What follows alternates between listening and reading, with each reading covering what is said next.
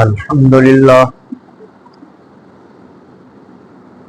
نحمده ونستعینه ونستغفره ونؤمن به ونتوکل علیہ ونعوذ باللہ من شرور انفسنا ومن سیئات اعمالنا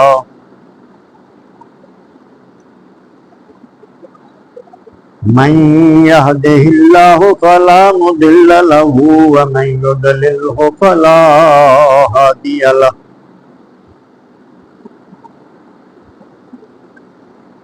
ونشهد أن لا إله إلا الله وحده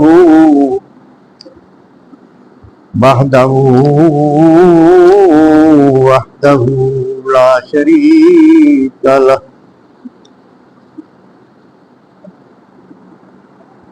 ونشهد أن سيدنا ومولانا وملجأنا ومأوانا محمدا عبده ورسوله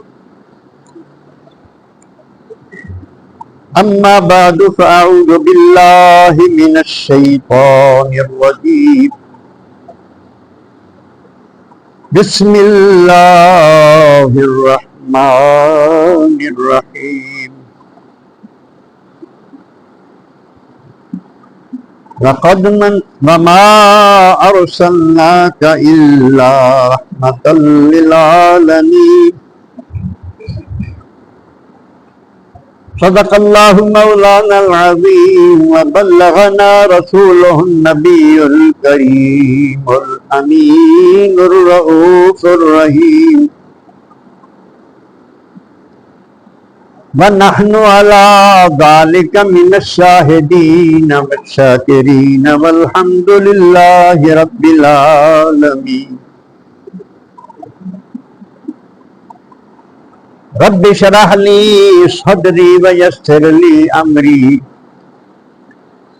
واحلل عقدة من لساني يفقهوا قولي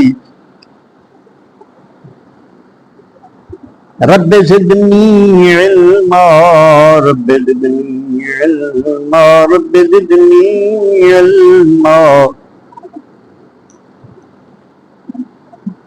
تمام تر حمد و ثنا کے لائق اللہ تبارک و تعالی جل جلالہ و من والہ کی ذات پاک، جس نے ہر چیز کو پیدا فرمایا، وہی سب کا مالک، سب کو پالنے والا، نظام زندگی کو چلانے والا، اس کی ذات اور صفات میں کوئی شریک نہیں، صرف وہی عبادت کے لائق۔ درود و سلام کے ہدیے حضور سرور کائنات فخر موجودات احمد مجتبیٰ محمد مصطفیٰ صلی اللہ علیہ وآلہ وسلم کی بارگاہ میں، جن کو اللہ تبارک و تعالی نے تمام جہانوں کے لیے رحمت بنا کر بھیجا۔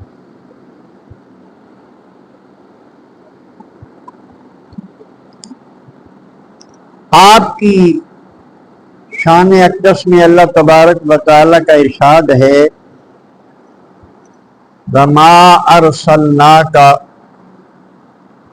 نہیں بھیجا ہم نے آپ کو الا مگر رحمت للعالمین، تمام جہانوں کے لیے رحمت بنا کر بھیجا۔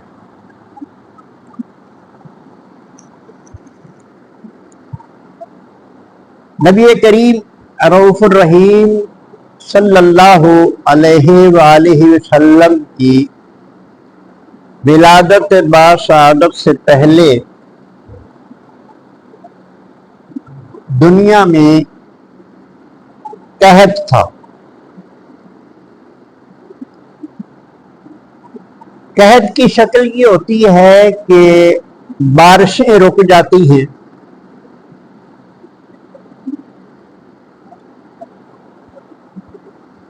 بارشیں جب رک جائیں، پانی ناپید ہو جاتا ہے، پانی نہیں ملتا، اور ہر چیز کی زندگی جو ہے وہ پانی کے ساتھ منسلک۔ پانی مسلسل نہ ملے، انسان کی زندگی بھی ختم ہو سکتی ہے، پودے بھی نہیں اگ سکتے، فصلیں بھی نہیں ہوتی، جنس بھی ختم ہو جاتی ہے۔ ایک پانی کے ناپید ہونے کی وجہ سے ہر قسم کی زندگی خطرے میں پڑ جاتی۔ حضرت حلیمہ سعدیہ رضی اللہ تعالی عنہا فرماتی ہے کہ قحط کی وجہ سے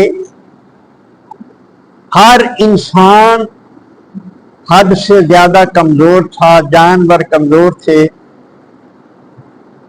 کھانے پینے کی چیزیں نہیں مل رہی تھی۔ انہی حالات میں نبی کریم رؤوف الرحیم صلی اللہ علیہ وآلہ وسلم کی ولادت ہوئی۔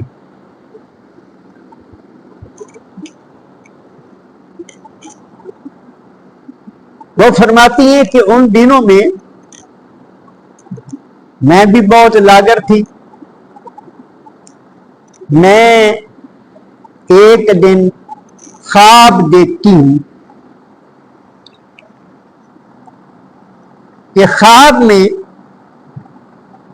مجھے کوئی نورانی شخصیت اپنی جگہ سے اٹھا لیتی ہے اور ایک ایسی جگہ سے لے جاتی ہے جہاں پانی ہے۔ اس پانی کو میں دیکھتی ہوں جو دودھ سے زیادہ سفید ہے اور شہد سے زیادہ میٹھا ہے، اور مجھے حکم ملتا ہے کہ میں اس کو پی لوں۔ میں نے اس کو پیا، پھر حکم ہوا میں نے اور پیا، اسی طرح مجھے مجبور کرتے رہے وہ کہ زیادہ سے زیادہ پی تاکہ تیرے اندر دودھ پیدا ہو جائے۔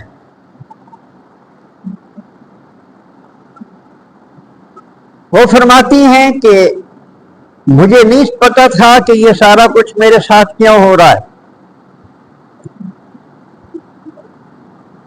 مجھے اس ہستی نے کہا کہ تو سیر ہو کے پی لا، تیرے دودھ میں اضافہ ہونا چاہیے، تیری طاقت میں اضافہ ہونا چاہیے، اب تیری پریشانیوں کا وقت ختم ہو رہا ہے، ان قریب تو مکے جائے گی، وہاں سے تو بہت بڑا رزق بھی لائے گی اور بہت بڑی سعادتیں بھی لائے گی، اور تو دنیا کی خوش نصیب ترین عورت ہے۔ آپ فرماتی ہیں میری سمجھ میں نہیں آ رہا تھا کہ یہ کیا کہہ رہے ہیں۔ وہ فرماتی ہیں میں نے ان سے یہ کہا کہ آپ مجھے اپنا تعارف تو کروائیں، آپ کون ہیں؟ وہ کہنے لگے کہ تیرا ایک عمل ہے کہ تو اللہ کا شکر ادا کرتی ہے، اور تیرے اندر بردباری کی صفت ہے، تحمل مزاجی ہے تیرے اندر، اور ہر حال میں اللہ کا شکر ادا کرتی ہے۔ میں وہی تیرا عمل ہوں جس کو اللہ تعالیٰ نے یہ شکل عطا کر دی۔ یہ بات بڑی قابل غور ہے۔ انسان کے ہر عمل کی ایک شکل ہوتی ہے، مرنے کے بعد وہ شکلیں ساری سامنے آ جائیں۔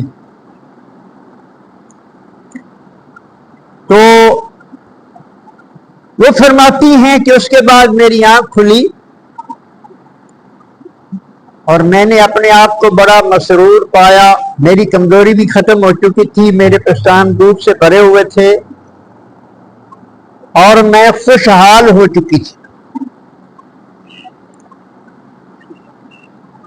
اور فرماتی ہیں کہ اس کے بعد پھر مجھے پتہ چلا کہ میرے خاندان کی کچھ عورتیں مکہ کا ارادہ رکھتی ہیں، مکے جا کے وہاں سے کچھ امیروں کے بچے لے آئیں، جن کی پرورش کریں اور ان سے معاوضہ لے کر اپنا روزگار چلائیں۔ اس دور میں یہ رواج تھا کہ شہروں میں جو بچے پیدا ہوتے تھے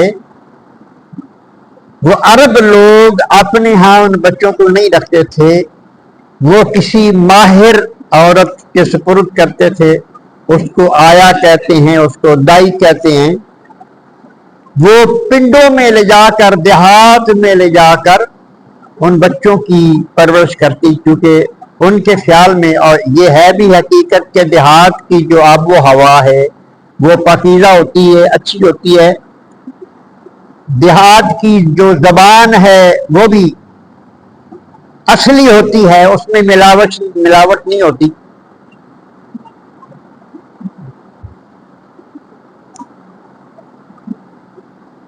تیار ہو رہی ہیں عورتیں، وہ کہتی ہیں میں نے بھی ارادہ کر لیا کہ میں بھی چلتی ہوں ان کے ساتھ، اور کوئی بچہ لے آؤں گی اور اس کی پرورش کروں گی، میرے بھی کچھ روزگار بن جائے گا۔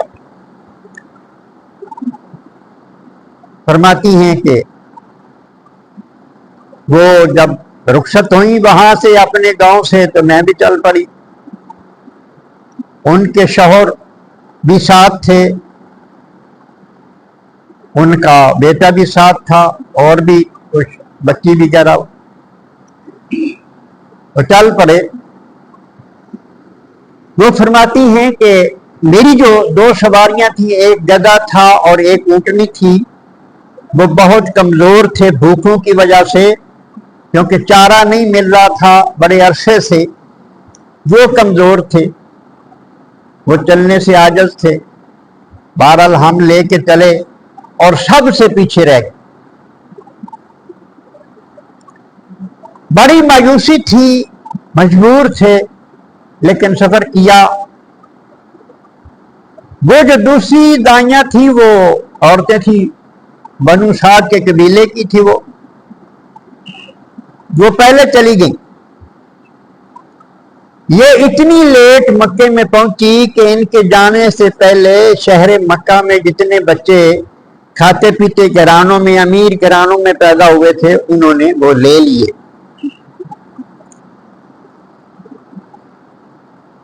اور بظاہر جو صورت بنی، نبی کریم علیہ الصلوۃ والسلام کے حوالے سے جب ان عورتوں کو پتہ چلتا ہے کہ ان کے والد گرامی دنیا میں نہیں ہے، نبی کریم علیہ الصلوۃ والسلام کے والد گرامی آپ کے دنیا میں آنے سے پہلے فوت ہو چکے تھے، حضرت عبداللہ، ان کا وصال ہو چکا تھا، تو عام لوگوں کا یہ ذہن بنا ہوا تھا کہ جس کا باپ نہیں ہے وہاں سے ہمیں کیا ملے گا، کمانے والا تو ہے نہیں، ہمیں معاوضہ کون دے گا، عورت تو کماتی نہیں ہے، وہ تو گھر میں ہی ہوتی ہے، ماں جو ہے۔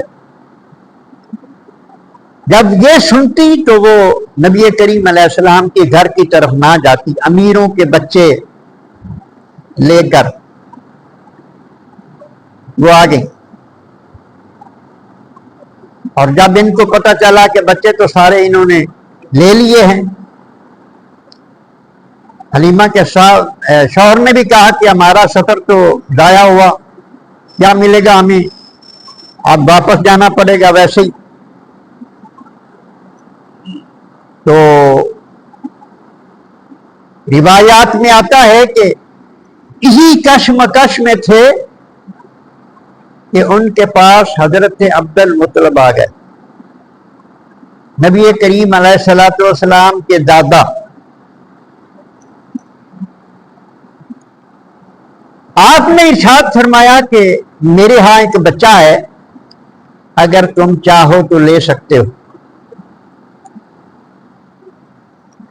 لیکن پہلے اپنا نام، اپنا خاندانی پس منظر، یہ سارا کچھ آپ کو بتانا ہوگا۔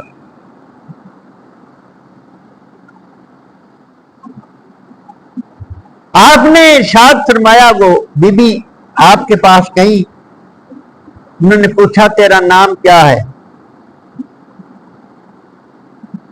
آپ نے جواب دیا, حضرت حلیمہ نے جواب دیا کہ میرا نام حلیمہ ہے. آپ نے فرمایا تیرا خاندان کیا ہے؟ کہنے لگی میں بنو سعد میں ہوں.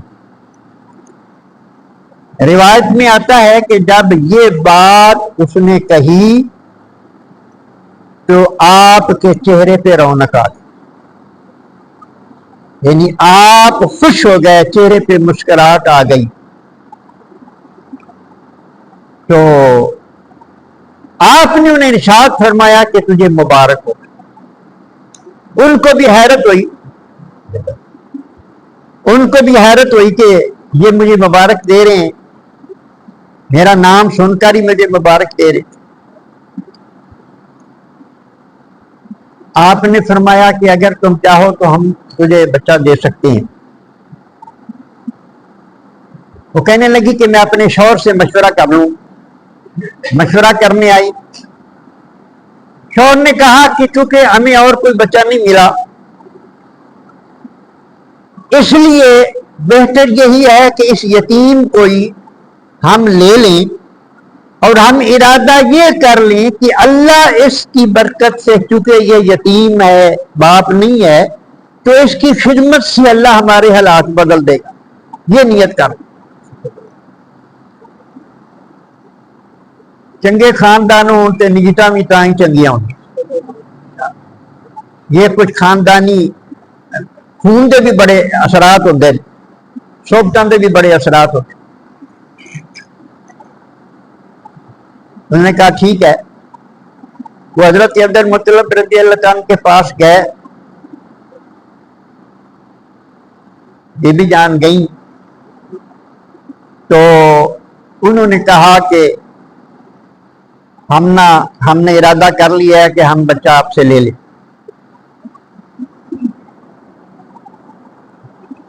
لیکن پوچھا کہ آپ جو ایک دم خوش ہوئے میرے نام سن کے وغیرہ وغیرہ,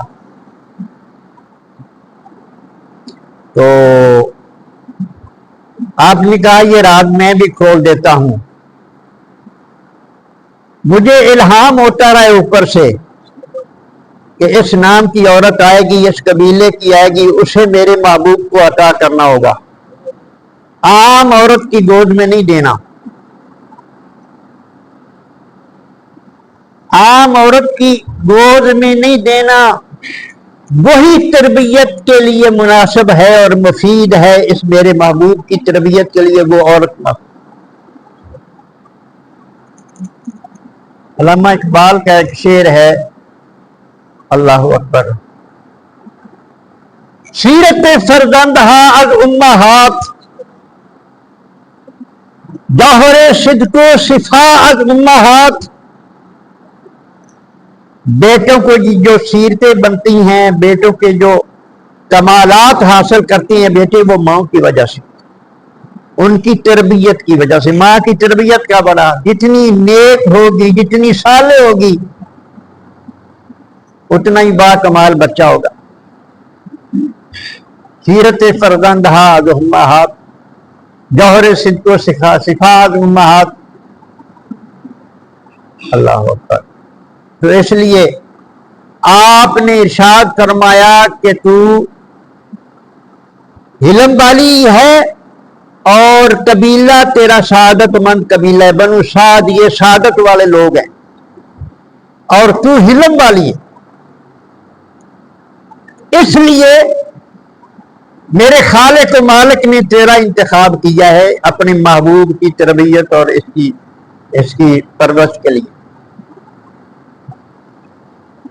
حضرت عبد المطلب ان کو لے کر گھر گئے. حضرت حلیمہ سعدیہ رضی اللہ تعالی عنہ ارشاد فرماتی ہیں, جب میں نے گھر کے اندر قدم رکھا اور حضرت آمینہ رضی اللہ تعالی عنہ کے چہرے کی طرف دیکھا تو کہتی ہیں میں حیران رہ گئی. مجھے تو چاند کی روشنی میں بھی وہ مزہ نہیں آیا کبھی جو اس چہرے کو دیکھ کر مزہ آیا. हैरान रहेगी कि इतना हुस्न, इतना जमाल और इतनी नूरानियत। कहती है मेरी सब मायूसियां खत्म हो गई, मेरी सब मायूसियां खत्म हो गई। मैंने कहा कि कोई बाकमाल हस्तियां मेरे माथे लग रही हैं। फिर और ये फरमाती हैं कि हजरत आमिना रज़ी अल्लाह तआला अन्हा ने मेरा हाथ थामते ही कहा, बीबी तुझे मुबारक हो, तुम्हें अभी बाद में पता चलेगा कि तू क्या लेके जा रही है। जब इसको गोद में लेगी तो तुझे सब कुछ रोशन हो जाएगा, मेरे बताने की भी जरूरत नहीं। तू कायनात का बहुत बड़ा खजाना लेके जा रही। फरमाया जब से ये मेरे हुक्म में आया है अल्लाह तबारक व तआला के करम के, उसके लुत्फ़ो करम के, मैंने वो मंजर देखे हैं, मैं तुझे क्या बयान करूं, तुझे खुद बहुत पता चल जाएगा। अल्लाह, वो कहती हैं हजूर एक रेशमी कपड़े में लपेटे हुए थे मेरे सामने, जब किए मैंने ऐसा उठाया, आप नहवे ख्वाब थे, आराम फरमा रहे थे, मैंने जब उठा के ऐसे किया तो आपने आंख खोली और साथ ही आप मुस्कुरा दिए। आंखों से भी नूर टपक रहा था, मुंह से भी नूर निकल रहा था, नूर की बरसात हो रही थी। हिदायत लेकर मैं जब अपने डेरे पे आई, हजरत हलीमा फरमाती है मेरे शौहर ने जब देखा हुस्न मुस्तफा बचपन में, अभी चंद दिन पहले विलादत हुई है, बचपन जब देखा तो वो भी हैरान रह गए। वो भी है देखते ही कहने लगे कि सादिया लगता है कोई बहुत बड़ा खुदा का खजाना लेके आ गई। वो इरशाद फरमाती हैं फिर हमने सफर शुरू किया, दूसरी दाइयां जा चुकी थी पहले ही। हमने जब सफर शुरू किया तो हमने सोचा कि पहले काबे में जरा सलाम कर लें। हलीमा सादिया फरमाती हैं मैं हुजूर को मेरी ख्वाहिश मेरे दिल में पैदा हुई कि इसको आपको बोसा दिलवाऊं हजर अस्वद का, लेकिन मैं हैरान रह गई कि मैं ऐसे हुजूर को उठा के आगे करने लगी हूं तो हजर अस्वद खुद आगे बढ़ के उसने हुजूर के लबों को चूम लिया। अभी वहां बुत भी नसब थे, मैं वहां से गुजर रही थी कि बुत जो थे वो सजदे में गिर गए, नीचे आउंदे गिर गए बुत। हर चीज को देखकर हमारी हैरत गुम हो रही।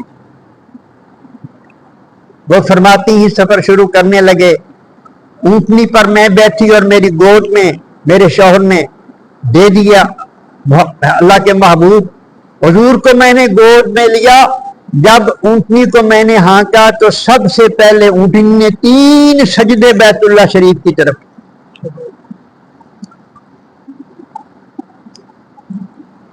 और आनन फानन देखते ही देखते वो ऊंटनी सेहतमंद हो गई, हमारा गधा भी सेहतमंद हो गया, हमारी ऊंटनी भी सेहतमंद हो गई।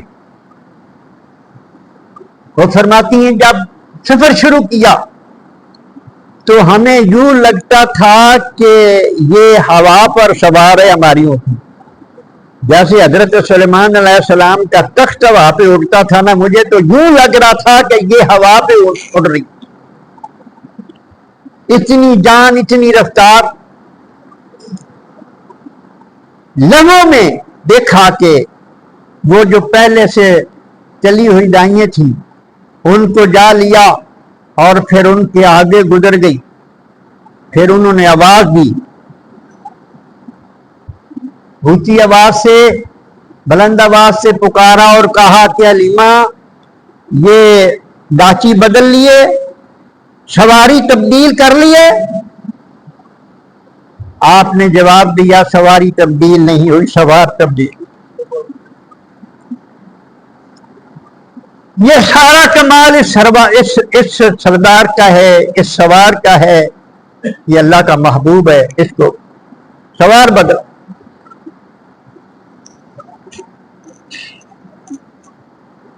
اللہ اکبر۔ علیمہ سعدیہ نے یہ بھی فرمایا تھا کہ جب میں حضور کے گھر میں داخل ہوئی تھی تو مجھے خوشبو جو آئی تھی اس گھر میں، وہ خوشبو دنیا میں کائنات میں کبھی نہیں دیکھی اور نہ کہیں بنتی ہے۔ اس مختصر کہ وہ گھر پہنچ گئے۔ اب آنن فانن گھر کے حالات بدلنے لگے نبی کریم علیہ السلام کی برکت سے۔ گھر کے حالات بدلنے لگے۔ جہاں ہر وقت پریشانی ہوتی تھی، ہر چیز پر نظر پڑنے سے ایک پریشانی ملتی تھی، وہ گھر خوشیوں کا گہوارہ بن گیا، رحمتوں کا گہوارہ بن گیا، خوشبوئیں ہر طرف۔ اب جب شام کا قریب ہوا تو حضرت حلیمہ سعدیہ کے شوہر جن کا نام حارث تھا وہ اٹھے، کہتے اب دودھ ڈولوں میں وہ برتن جو عادتاً اٹھاتے تھے، چھوٹا سا برتن، کہ ڈاچی پہ دودھ تو اتنا ہے نہیں، تھوڑا سا دیتی ہے وہ میں لے آتا ہوں۔ اس کے نیچے جب بیٹھے وہ برتن پھار گیا، ابھی دودھ باقی اسی طرح ہی ہے۔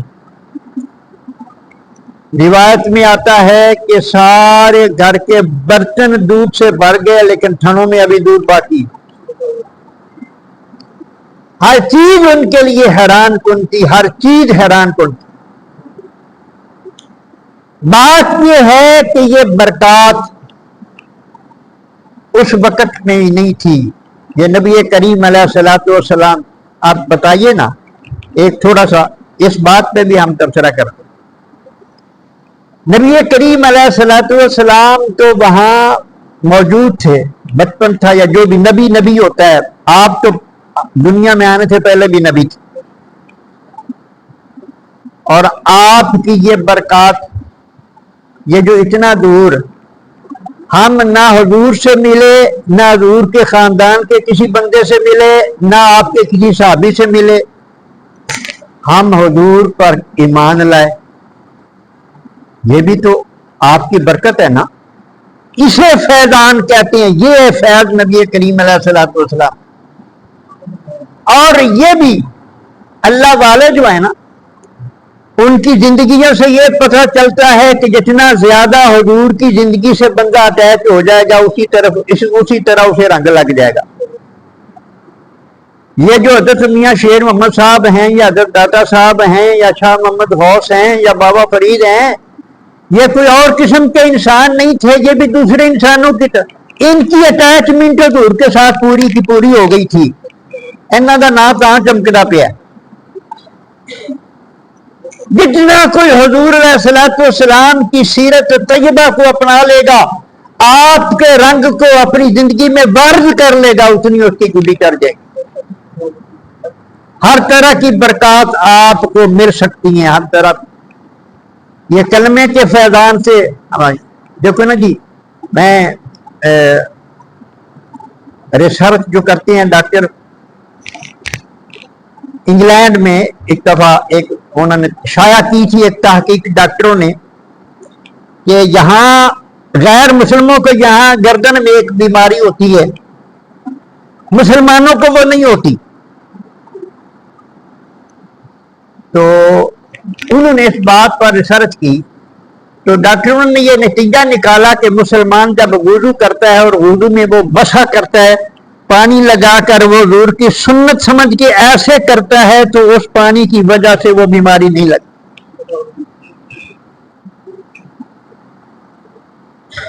یہ جو آپ نماز پڑھتے ہیں نا، اس میں کئی بیماریوں کا علاج ہے، گردوں کا علاج ہے، گردوں کا علاج، طبیب یہ کہتے ہیں۔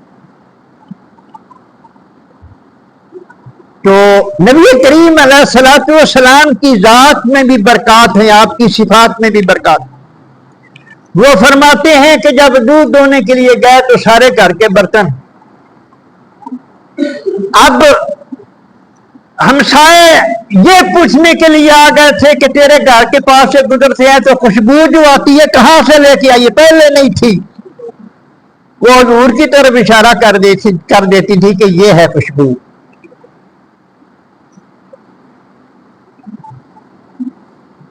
کسی نے پوچھا تیل لینے کے لیے تمہارا کوئی نہ کوئی فرض آتا تھا، دیا جلانا ہے، تیل دو، اب تیل کہیں سے جناب اندر سے نکل آیا، زمین سے نکل آیا، تم دیا نہیں جلاتی؟ وہ کہتی جلانے کی ضرورت نہیں، جب رات ہوتی ہے تو اس کا چہرہ چمکتا ہے اور سارا گھر روشن ہو جاتا۔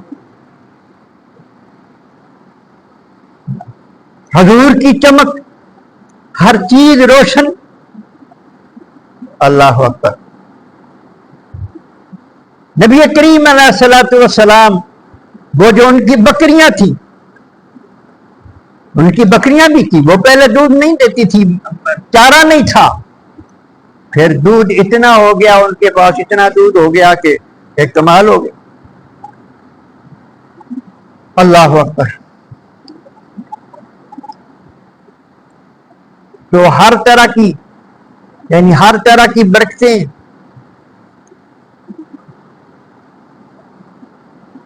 بے شمار برکات۔ تو میں عرض یہ کر رہا تھا کہ نبی کریم علیہ الصلوۃ والسلام کی بچپن کی برکتیں جنہوں نے پورے ماحول کو بدل دیا، پورے ماحول کو خوبصورت بنا دیا۔ اللہ اکبر۔ اور یہ بھی آپ نے بڑی بات سنی، وہ آپ گہوارے میں ہوتے تو وہ اگر کام کاج میں بھی لگ جاتی تو گہوارہ جو تھا وہ چل رہا ہوتا، فرشتے آ کے آپ کا جھولا جلاتے۔ ایک دن دیکھا کسی کہ چاند، حضرت عبداللہ ابن عباس حضرت عباس رضی اللہ عنہ حضور کے چاچا بیان کرتے ہیں کہ دیکھا کہ چاند کو آج کیا ہوا ہے، کبھی آگے ہوتا ہے کبھی پیچھے ہوتا ہے۔ تو وہ ادھر ملنے کے لیے گئے ہوئے تھے حضرت حلیمہ کے قاری حضرت عباس رضی اللہ تعالیٰ، وہ فرماتے میں نے دیکھا کہ حضور انگلی ہلا رہے ہیں چاند کی طرف، ایسے کھیل رہے ہیں، تو چاند انگلی کے ساتھ ہل رہا ہے۔ تو بہرحال جس بستی میں نبی کریم علیہ الصلوۃ والسلام تشریف فرما ہوئے، وہ پوری کی پوری بستی خوشحال ہو گئی۔ سب سے زیادہ غریب تھے پہلے، اب بعد میں حالت یہ ہو گئی کہ اپنے چرواہوں کو وہاں کے لوگ، اس بستی کے لوگ کہتے تھے کہ حلیمہ سعدیہ کے بچے جدھر اپنی بکری لے جاتے ہیں، بکریاں لے جاتی ہیں، ادھر تم بھی لے کے جایا کرو، کیونکہ ان کی بکریاں شام کو بڑی سیر ہو کے آتی ہیں، تمہاری سیر ہو گیا۔ اور پھر انہوں نے یہ بھی دیکھا کہ جب حضور کو کئی بار آپ چلنے پھرنے لگے، آپ کا جو برنا ہے نا جی،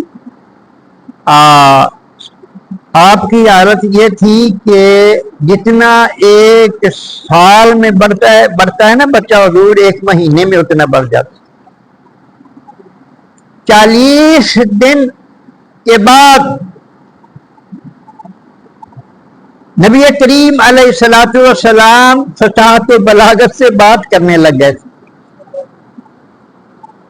جو نبی کریم فصاحت و بلاغت سے بات کرنے لگ گئے تھے، اور پھر آپ نے جو گفتگو فرمائی، سب سے پہلے آپ نے جو بات وہ فرمائی پڑھا کہ اللہ اکبر کبھی کبیرہ، سب سے پہلا جو آپ نے کلام کیا لوگوں کے ساتھ، یعنی آپ لوگوں کے سامنے، وہ اللہ اکبر تکبیر فرمائی آپ۔ پھر تسبیح و تحلیل، تکبیرات نبی کریم علیہ الصلوۃ والسلام فرماتے تھے، یعنی آپ ویسے بھی بیٹھے ہوتے تو اللہ تبارک و تعالیٰ کا ذکر، اللہ تبارک و تعالیٰ کا ذکر کرتے رہتے تھے۔ تو نبی کریم علیہ الصلوۃ والسلام کی جو برکات ہیں، آج بھی اگر کوئی امتی حاصل کرنا چاہتا ہے تو دل میں حضور کی محبت بسا لے اور عمل میں حضور کی سنت کو اپنا لے، ہو سکتا ہی نہیں کہ اس کو رنگ نہ لگے. اللہ تو کیوں در تے آیا نہ اے بد نصیبہ, ہزارہ رنگاں وچ رنگین تے محمد.